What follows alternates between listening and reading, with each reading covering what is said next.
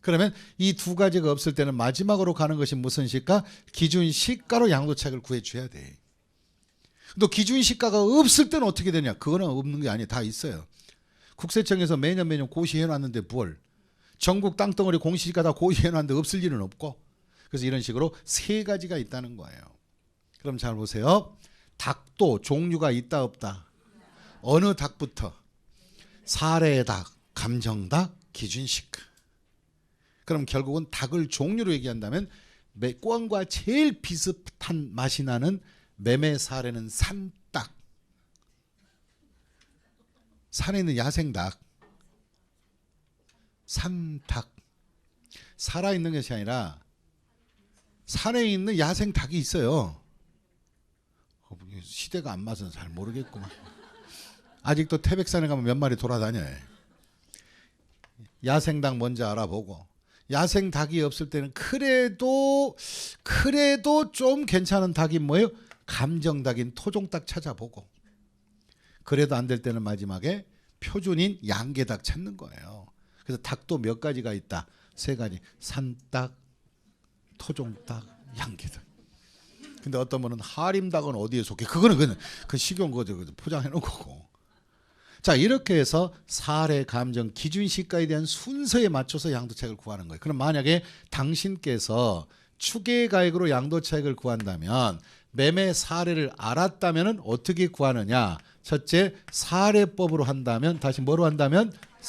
사례법으로 양도차익을 구한다면요, 양도 당시 사례를 적으시고요, 양도 가격도 사례 가격을 적어주시고요, 그 다음에 취득 가격은 뭘로 적느냐? 취득 가격도 사례를 적는 거예요. 사례 가격을 적어주는 거예요. 그리고 이제 문제는 자본적 지출과 양도 비용이 문제가 돼버리죠. 그러니까 취득 가격, 양도는 잡았으니까, 그런 자본적 지출과 양도 비용은 실거래로 했을 때나 나오는 거지. 이런 닭 잡아서 할 때는요, 자본적 지출, 양도 비용 쓰는 거 아닙니다. 모르는데 어떻게 쓰냐고요. 그래서 인정경비라 그래서 계산공제라고 있어요. 그러면 추계로 할 때는 계산공제 금액을 써주겠다 이거지. 그러면 계산공제는 일률적으로 똑같아요. 팔아버린 그 부동산의 법정 기준시가인 취득 당시 기준시가, 이거 토지라면 취득 당시 개별 공시지가에 등기한 것들은 3%로 일괄적으로 인정경비 떨어주는 거예요. 이걸로 하든 기준시가로 하든 간에 추계경비는 3% 인정해 주는 거예요. 그러면 취득 당시 3억 5천에 3% 인정경비하면 금액이 얼마? 1,050만 원이 나오겠지. 다시 한번 얼마가 나온다고요? 1,050만 원이 나온다 이 뜻입니다. 저걸 우린 계산공제라 그래요. 다시 한번 무슨 공제? 계산공제. 그럼 계산공제는 3% 하면 얼마가 나온다? 1,050만 원 이렇게 나오겠지. 그럼 다시 그럼 여기서 이제 계산공제 쓴다면 이제 금액이 어떻게 될까? 계산해 보겠습니다. 자, 모른다. 사례로 잡았다. 결국은 그러면 양도 당시 사례 가격은 얼마가 나와 있고? 9억. 취득 당시 사례는 얼마가 나와 있고? 4억 2천 나와 있고 4억 2천. 그 다음에 계산공제는 얼마다? 1,050만 원. 이렇게 해서 상황을 끝내주는 거, 이것이 바로 사례법에 의한 양도차익이에요. 그런데요, 사례가 없으면 어떻게 되냐고요? 사례가 없을 땐 두 번째로 가야지. 어떻게? 감정 잡아야지. 감정. 그럼 감정평가가액으로 양도차익을 구한다면 양도 가격도 양도 당시 뭐 적어주고 감 적고, 그 다음에 취득 가격도 상대적으로 대비해야지. 감 적고 감정 적고, 그 다음에 역시 무슨 공제? 계산공제 일률적으로 같이 해주는 거예요. 그럼 이걸 한번 구해보겠습니다. 감정평가가액으로 양도차익을 구한다면 계산 과정에서 어떻게 주면 되느냐? 양도 당시 감이 얼마 달렸고 8억, 취득 당시 감은 얼마? 4억 1천. 나와 있는 거 그대로 쓰는 거예요. 그 다음에 계산공제는 무엇으로 하더라도 똑같아요. 금액이 얼마? 1,050만 원. 그럼 이 계산공제는 각자 취득 가격에 맞춘 것이 아니라 법정 기준치의 3%를 맞춰놨기 때문에 바로 추계로 할 때는 일률적으로 다 똑같은 거예요. 그 다음에 또 감이 있다. 감 잡았다. 근데 감이 없으면 어떻게 해요? 사례도 없고 감정도 없어요. 그럼 무슨 시가로 간다? 기준 시가로 가야 돼. 이제 마지막으로. 그러면 기준 시가로 간다면 네 번째 기준 시가로 해보자. 그러면 기준 시가로 한다면 무슨 시가로 한다면 기준 시가로 한다면 똑같죠. 양도 가액도 뭘로 적고 기준 시가. 그래서 양도 가액도 기준 시가 적어주고 그 다음에 취득 가격과 다시 무슨 가격과 취득 가격도 마찬가지로 무슨 시가 적어라? 기준 시가 적고 그 다음에 계산 공제 해달라. 계산 공제. 그래서 한번 구해 보겠습니다. 양도 당시 기준 시가는 얼마가 나와 있어요? 7억 적고 그 다음에 취득 당시 기준 시가는 얼마? 3억 5천 적고 그 다음에 계산 공제는 오늘도 얼마를 지켜라? 1,050만 원 지켜라. 이것이 기준 시가의 양도차익 계산 방식이에요.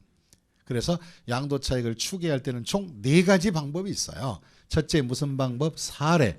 그 다음에 감정, 그 다음 뭐예요? 기준 시가 이렇게 있다고요. 그런데 여기서 번호를 제가 4번 써놨죠. 그중에 여기에 감춰진 3번이 있어요. 3번. 이 감춰진 3번은요. 부득이한 경우는 기준시가 가기 전에 먼저 환산법이라고 있어요. 무슨 법? 환산법. 이 환산법은 왜 적용하게 되느냐? 이유가 있다. 이거 이유가. 그럼 지금부터 이유를 잠깐 들어보셔야 돼요. 지금 제가 이 부동산을 판다면 양도했다. 그러면 세금 신고하는 시점에서 판단할 때 양도하고 취득이 있었다면 양도 날짜가 가까워요? 취득 날짜가 가까워요? 그럼 5년 전에 산 것을 지금 팔았다면 양도는 최근이잖아요. 취득은 5년 전 거죠. 그럼 또 10년 전이 될 수도 있죠. 여기서 추계할 때 문제가 발생한 거예요. 어떤 문제냐? 어떠한 문제점이 발견됐느냐? 이게 문제점이 된 거라. 양도는 취득 날짜에 비하여 가깝기 때문에 매매 사례 가격은 확인이 됐는데 양도 당시는 취득은 머나먼 옛 얘기라 취득 당시 사례가 모를 수가 있잖아요. 또 이걸 몰랐는데 감정은 있는데 취득 당시 감정을 모를 수도 있잖아요. 그러면 결과적으로 추계 가액 중에서 사례나 감정 가액이 무엇은 확인이 됐는데 양도는 확인이 됐는데 취득은 모를 수도 있잖아요. 오래전이라 과거에 자료가 없을 수 있으니까. 그래서 이제 환산법이 나오게 된 거예요. 세 번째가. 그러면 어떻게 하자는 것이 환산이냐? 첫째 조건은 양도 가격은 어느 하나가 뭐가 되고 확인되었는데 무슨 가액이 취득 가액을 도대체 알 수 없을 때는 요 모르는 취득 가격은 알고 있는 양도 가격을 기준으로 환산해라. 다시 뭐 해라? 환산. 환산의 기준은 기준 시가에 맞추어서 무슨 시가에 맞춰서? 기준 시가에 맞춰서 환산해달라 이거예요. 그러면 그려보겠습니다.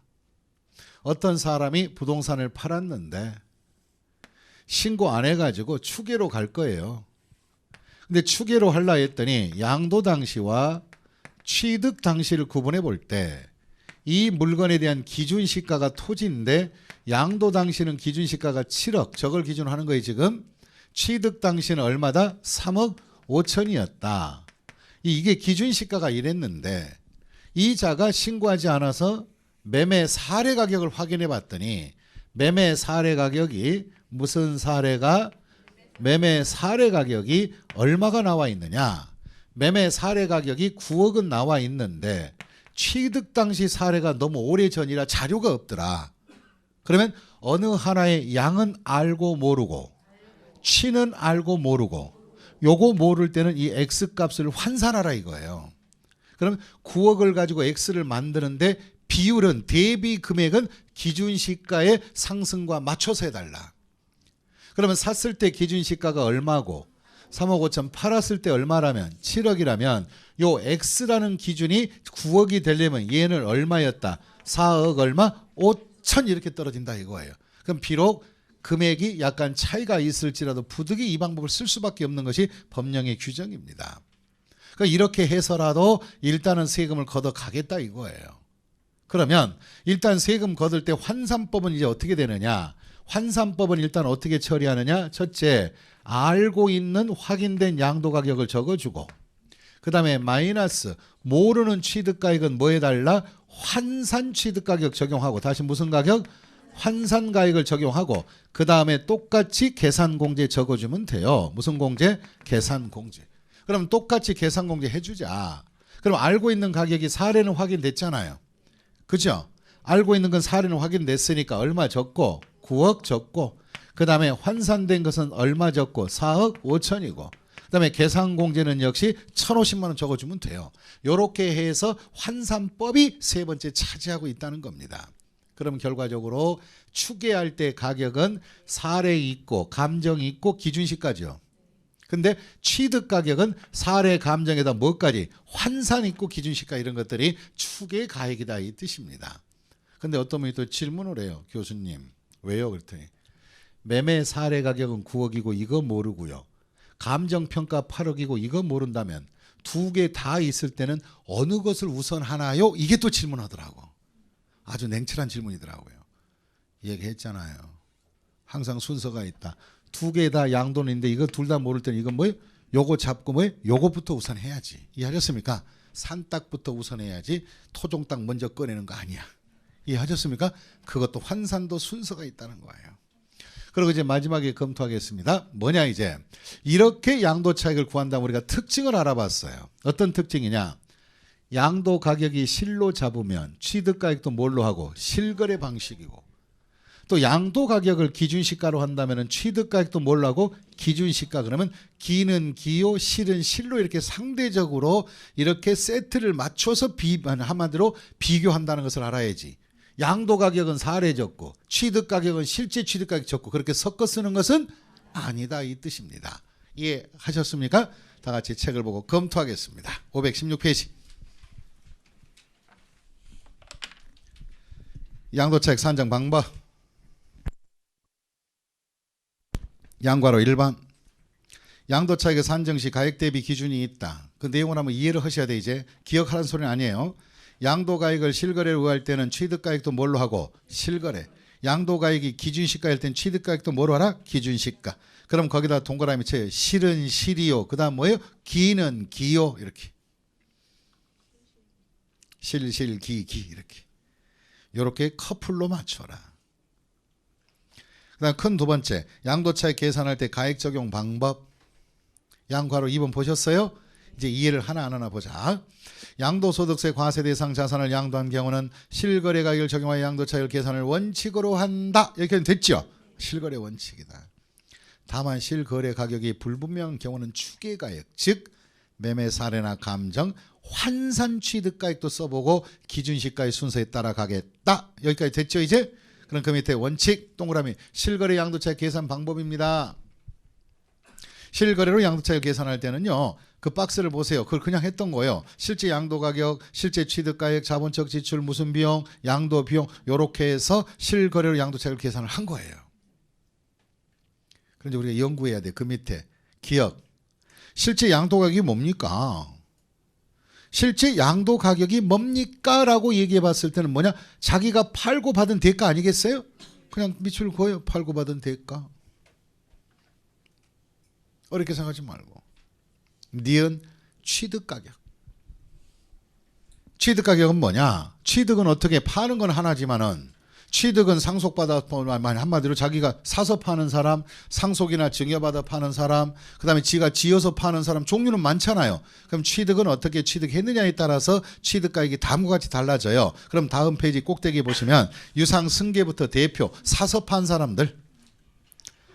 사서 판 사람은요. 매입가액에 거기다 밑줄 그으시고 매입가액 가겠습니다. A. 유상 승계 취득했다. 유상 승계 취득했을 때는요. 매입가액에 부대 비용을 더해라. 취등록세 같은 뭐예요? 경비 좀 더해달라. 취등록세. 그럼 내가 산 것이 4억 7천 줬는데요. 취득세 등록세 합친 게 3천 들어갔다. 그럼 얼마를 잡으라? 5억 이렇게 잡아달라고요. 부대 비용은 경비로 떨어줘야지. 그 다음에 B. 자가 건설이다. 자기가 건설했대. 건설했을 땐 건설 원가에다가 부대 비용 더하면 돼. 뭐 설치비, 엘리베이터 설치비 이런 거 다 포함해서. 이게 취득가액인 거야.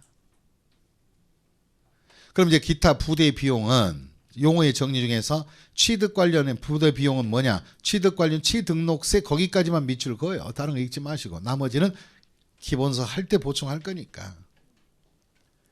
그 다음에 또 우리가 두 번째 자본적 지출로 경비 인정해 주라 그랬어요. 자본적 지출.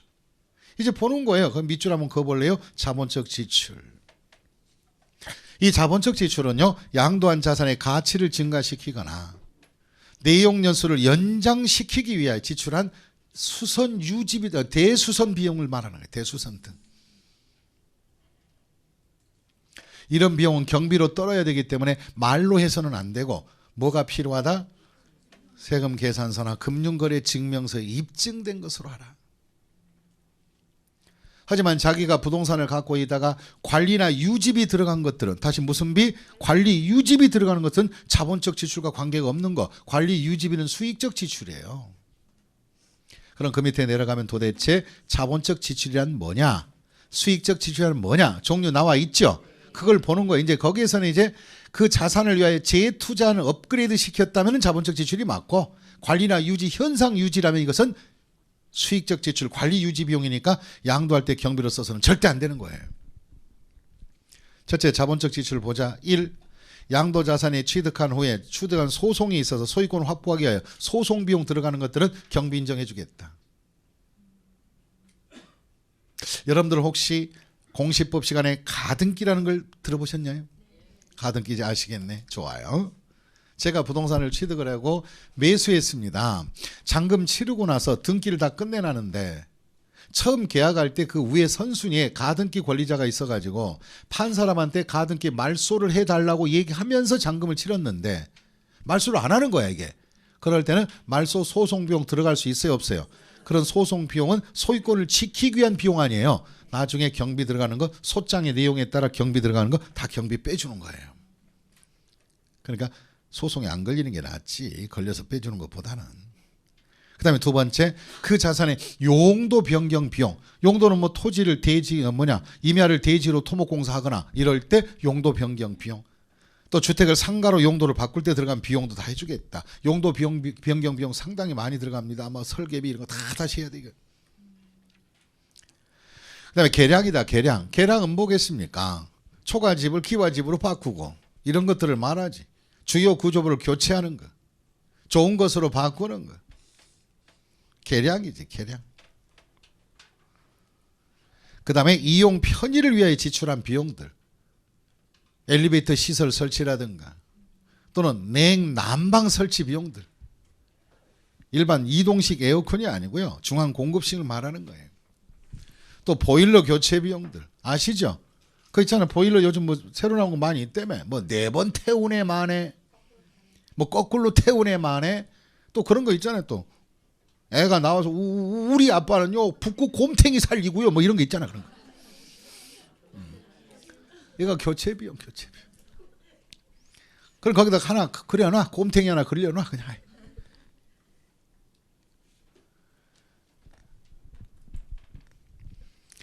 그 다음에 수익자 부담금, 개발 부담금 등.